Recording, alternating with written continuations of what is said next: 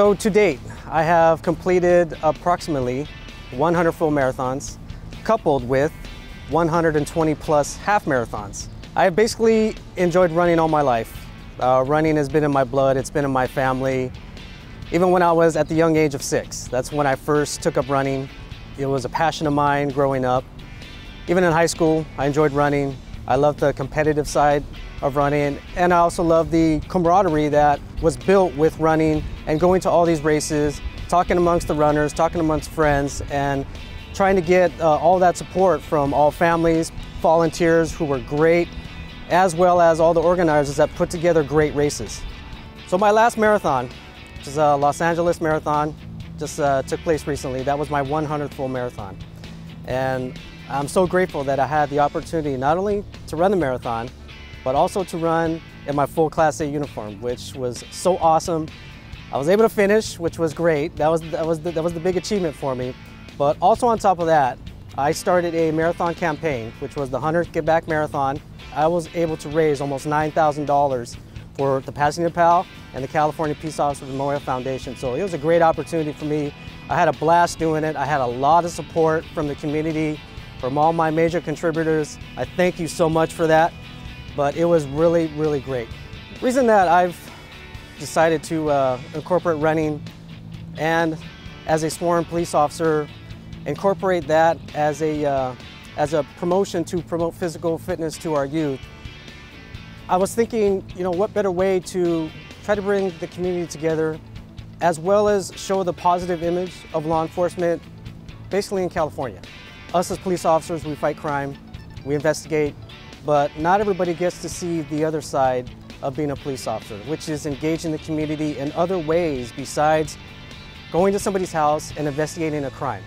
So my reasoning for this, as far as physical fitness, is not only to engage the community, but support the youth that are in our community and basically get them to do other things that they would never think they would do.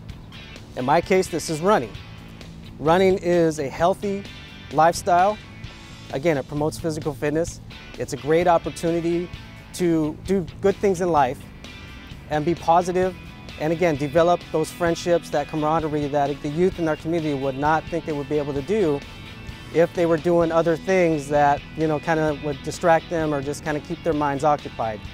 So for this marathon campaign that I decided to take a venture at, I reached out to the local businesses here in Pasadena, and I thought that was a great opportunity and a great way to, again, not only involve the businesses, but also to let the community know that, yeah, we have businesses out here and they do support the police department, and they also do support police officers that are doing good things.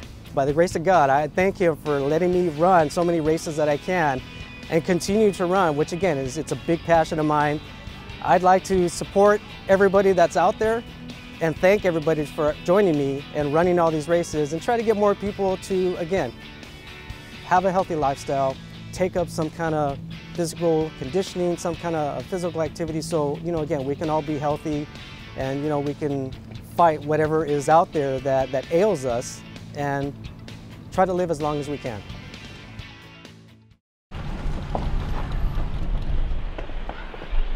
Got a quarter?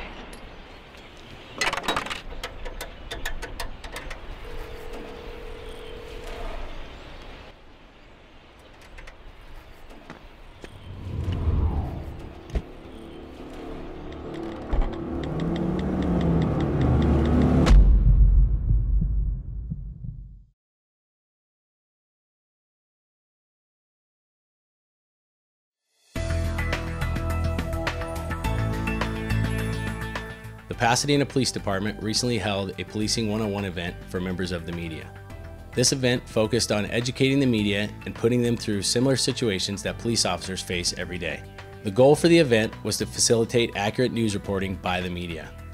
During the day, the presenters gave an overview of policy and procedures and an explanation of case law.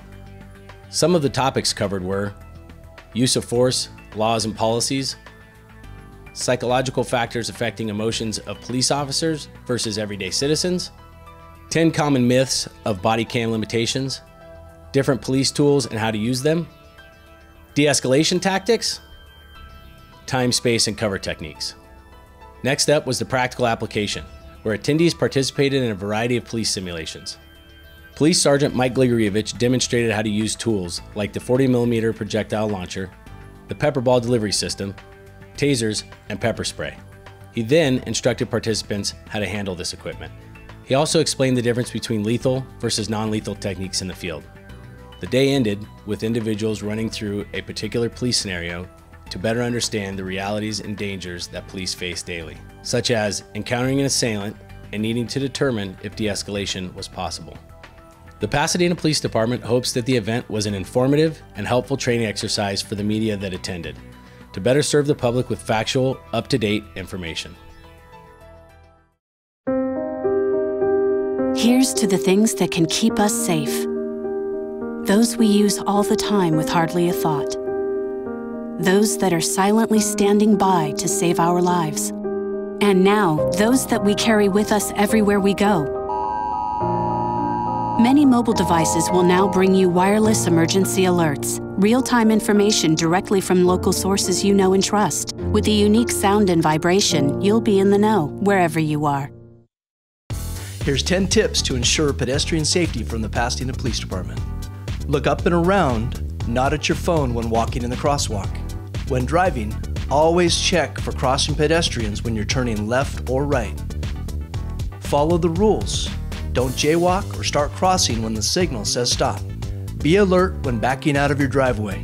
Someone may be walking behind you and if distracted may not notice your reverse lights. Make eye contact with any drivers approaching you. Don't assume they see you. If walking at night, wear reflective clothing or bright colors. Carry a flashlight if possible. Dark colors are hard to see at night. Walk on a sidewalk whenever possible. If a sidewalk is not available, be sure to walk on the far side of the road facing traffic. If walking with young children, don't let them run across the intersection. Keep them close to you as you cross the street. Walk defensively and be ready for unexpected events. Know what's going on around you and don't allow your vision to be blocked by clothing, hats, or items you are carrying. Following these tips will help keep everyone safe on the road.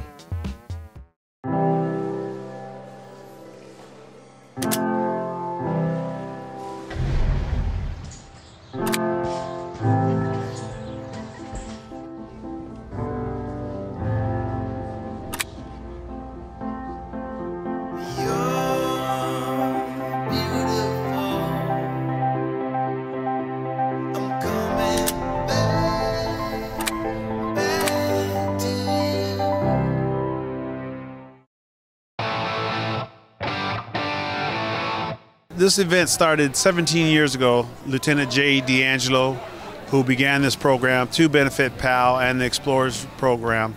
It's prospered and gotten better over the years, and we hope to continue it. Today we are fortunate to have 98 cars. We have several different classes of cars out here. We have our classic cars, which are everything from 1984 back into Model T Fords that we have out here.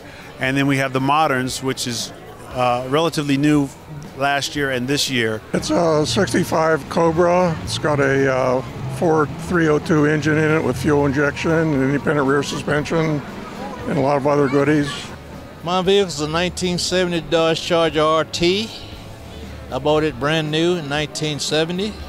Everything is original, numbers matching. It's a 1962 Buick Electra convertible. As you can see, it's red. White top, two-tone interior, red and white interior.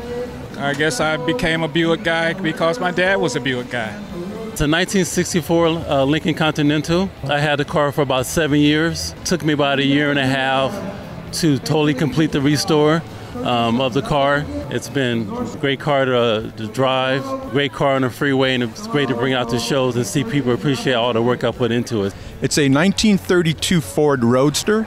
It has a Ford motor, which is unusual. A lot of these cars have Chevrolet motors. This is one of the unusual ones. It has a Ford motor in it. It's a 1951 Henry J.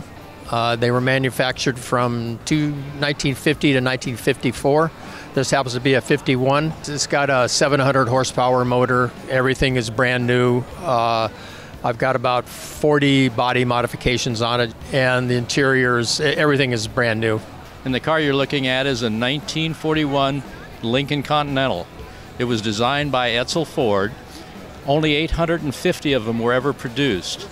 This is a 12-cylinder stick-shift automobile that goes at the maximum of about 60 miles an hour. But there's no power steering, and this car is extremely difficult to drive, but a lot of fun. I brought out a 1913 Overland. This car has thermal cycling, no water pump, no fuel pump, gravity feed, no electrical, only a tail light. So it starts with the crank here. There's no electric starter. It has gas lights, so acetylene for the front headlights and lanterns for the side lights. It's wonderful to get out with this car.